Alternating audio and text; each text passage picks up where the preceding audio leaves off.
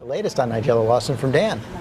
You know, she's been pretty mum recently, but after a bruising couple of months, Nigella Lawson is now speaking for the first time about her plans for their future. However, new developments just over the weekend could make moving forward tricky for her.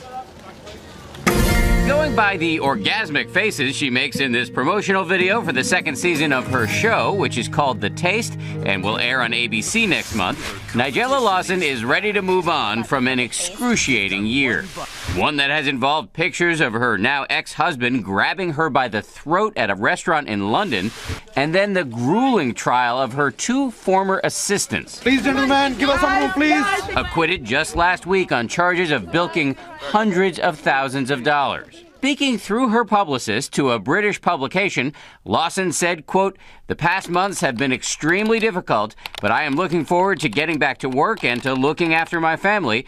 I will survive this and move forward. I just want to focus on my family life and work." In an interview, she also takes an apparent jab at ex-husband Charles Saatchi, a super-rich art dealer who is known to have quirky eating habits. Quote, "I don't find it attractive if a man doesn't eat. Fear of flesh for me equates with a lack of interest in life." Despite Lawson's desire to put the past behind her, it may not be so easy. Over the weekend, British police announcing they will take a look at Lawson's admissions during the trial of her assistants that she used marijuana and cocaine. One of her assistants also said Lawson let her teenage children smoke weed. On the stand, Lawson denied being an addict, saying she smoked an occasional joint and used cocaine a handful of times, but, quote, "The idea that I am a drug addict or habitual user of cocaine is absolutely ridiculous." An anonymous friend of Lawson's has reportedly said that the celebrity chef was floored by the acquittal of her former aides, but mostly Lawson is just truly angry at her ex-husband, who she blames for spreading those stories about her alleged drug abuse. People close to Lawson say her plan for revenge is to succeed professionally with her new show starting soon here on ABC, and her publisher promising to reissue all of her cookbooks. Okay, thank you, Dan. Let's go to another Dan right now, our Chief Legal Affairs anchor, Dan Abrams. I think the surprising things here is this notice that perhaps she might be investigated on these drug charges. This is an outrage, right? She was the alleged victim here, and now the authorities are talking about possibly investigating her for drug use and even social services possibly coming in because there are children in the house.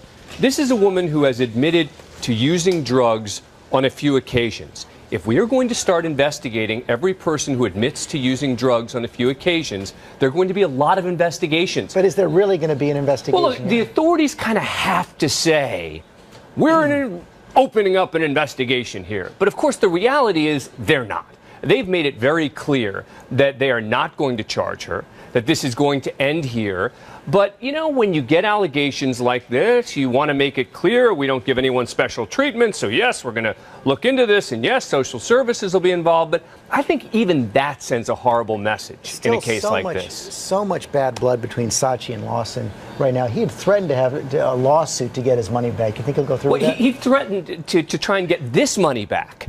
And part of the reason for that was to make sure she testified in this case. I don't think there's a chance he's going to sue her for that money. I think that was just a threat from his lawyer. You listen to what he said in his testimony in this case, and you know, if he were to sue, that could be used against him because he was very defensive and protective of her in his testimony in connection with this case because she really did become the one who was on trial here. When you look back at who suffered the most as a result of this case, it wasn't the two former assistants, it wasn't Saatchi, it was Nigella Lawson. And he pulled back some of those charges of drug abuse. Absolutely, yeah. Okay, Dan Abrams, thanks very much.